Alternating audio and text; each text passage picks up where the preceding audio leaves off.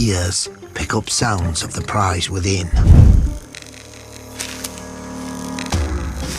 Through a tiny cavity, he can just about see it too. Chipping away at the wood is tedious, especially when your bill isn't reinforced for the impact like a woodpecker's beak.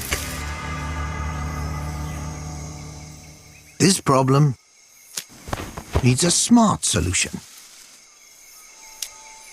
A carefully selected tool might be just the key to this conundrum.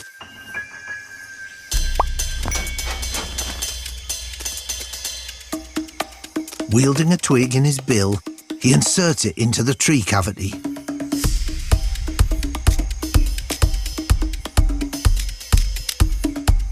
He's fishing for grub.